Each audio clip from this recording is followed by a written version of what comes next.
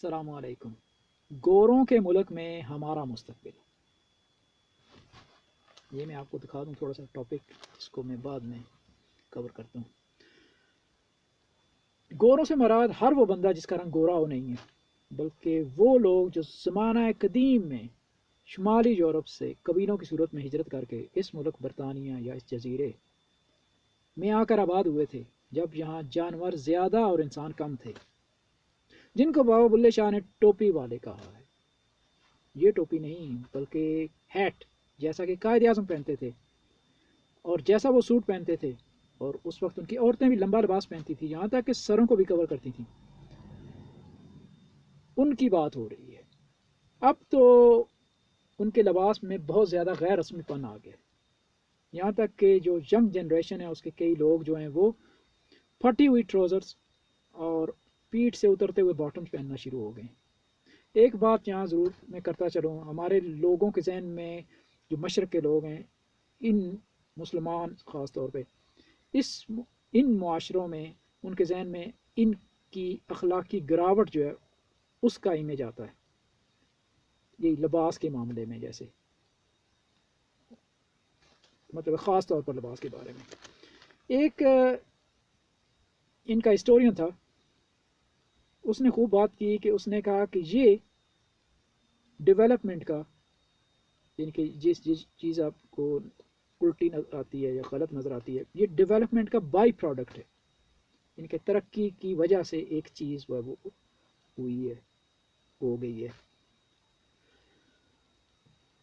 मुल्क से मराद गोरों के इंग्लैंड है। वैसे जब हम बरतानिया की बात करते हैं तो इंग्लैंड में हम वेल्स, स्कॉटलैंड और नॉर्दर्न आयरलैंड, शुमाली आयरलैंड को भी शामिल करते हैं। जब आप मैप की सूरत में देखते हैं तो एक कुत्ते की शक्ल नज़र आती है, जिसका मुंह मशरक़ की तरफ या शुमाल की तरफ है और जिसकी दुम जनूब की तरफ या मगरब की तरफ है। वैसे कुत्ते बिल्लियों का शौक तो इन लोगों को बहुत है, और शराब पीने में तो इन्हें बहुत लुत्फ़ आता है, और फुटबॉल का शौक तो इन्हें जुनून की हद तक है।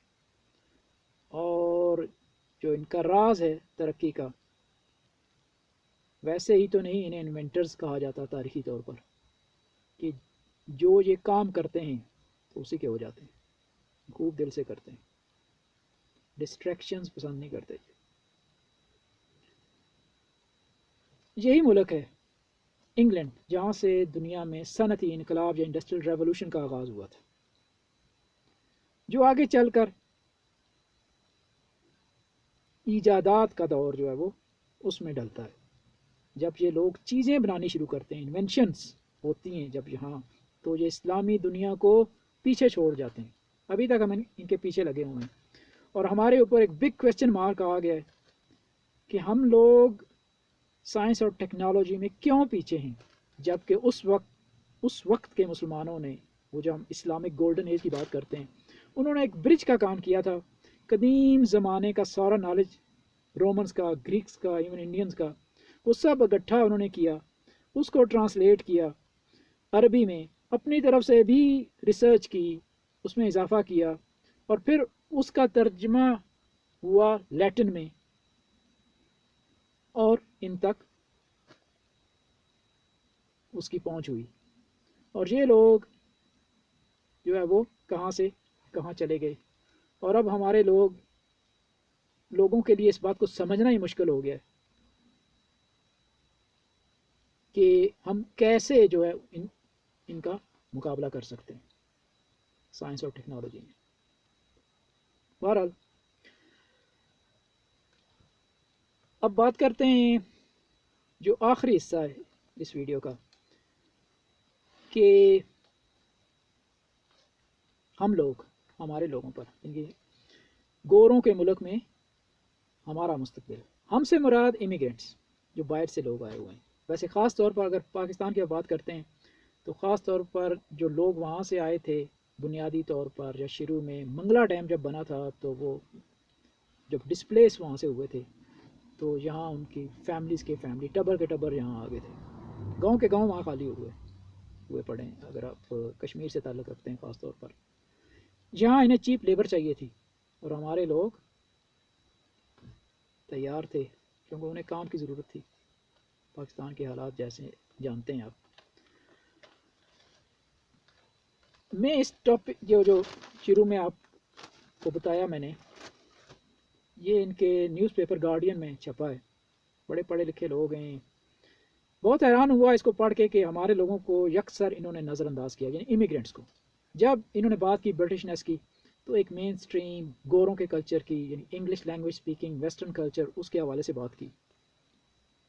جیسے ایک مجموعی کیریکٹر بنتا ہے برطانیہ کے لوگوں کا، وہ کیا ہے جی؟ یہ اسٹرکٹلی، جیسے انہوں نے ہیڈ لائن دیا ہوا، اسٹرکٹلی ان کا پروگرام ہوتا ہے ایک ٹی وی پر ڈانس کا. زیادہ تر لوگ اس میں انٹرسٹ لیتے ہیں، واچ کرتے ہیں.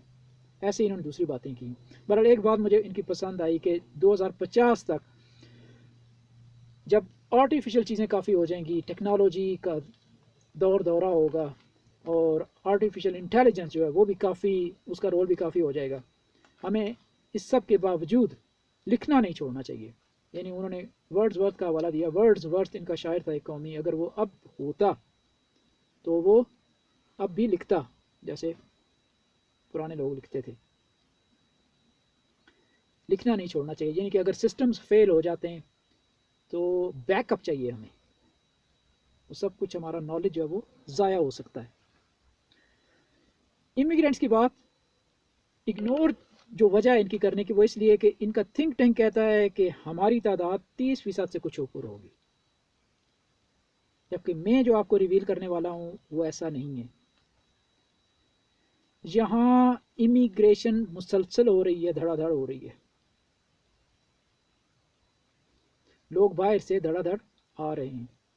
یہاں کرسچینٹی کا گراف نیچے جا رہا ہے، ایتھیزم کا اوپر جا رہا ہے، جو لوگ خدا کو بلیو نہیں کرتے. اسلام کا آہستہ آہستہ اوپر جا رہا ہے. یہ لوگ افریقہ میں جب انہوں نے وہاں جا کے کالونیز بنائی تو انہوں نے اپنا مذہب وہاں متعارف کرایا، ان کے مشنریز، کرسچینٹی کو، عیسائیت کو. اب کتنا عجیب لگتا ہے کہ یہاں کی گلیوں میں کالے آ کے جو ہے وہ پریچنگ کر رہے ہیں، ان کو کرسچینٹی کے بارے میں بتا رہے ہیں. یہ علیحدہ بات ہے کہ ان کی کوئی سنتا نہیں ہے. یہاں بہت سے چرچ ان کے جو ہیں وہ مسجدوں میں کنورٹ ہو چکے ہیں. میں اینڈ کرتا ہوں اس بات پر، اور اس دعا کے ساتھ کہ خدا کرے کہ آپ کی عمر اتنی لمبی ہو کہ آپ یہ ویڈیو اس وقت دیکھ سکیں، یا انفارمیشن آپ کے اس وقت آپ کے ذہنوں میں یہ رہے، یا آپ کی آگے نسلیں دیکھ سکیں یوز کے یہ کہ 2050 میں 30% سے اوپر امیگرینٹس نہیں ہوں گے، بلکہ 40% سے اوپر ہوں گے. اور 40% سے اوپر ہونے کا مطلب یہ ہے کہ آپ امیگرینٹس کو اگنور نہیں کر سکتے. یعنی اگر 50-50 نہ ہوئے، 50-50، تو کم از کم آپ اتنا کہہ سکتے ہیں کہ رفلی 50-50 ہو جائیں گے. اور جہاں ایک آبادی کا حصہ 50% ہو رفلی، آپ اس کو کیسے اگنور کر سکتے ہیں؟ اگر آپ کے ذہن میں کوئی ڈر بھی ہوا یہاں اپنے مستقبل کے بارے میں، تو انشاءاللہ اس ویڈیو کو دیکھنے کے بعد وہ دور ہو جائے گا.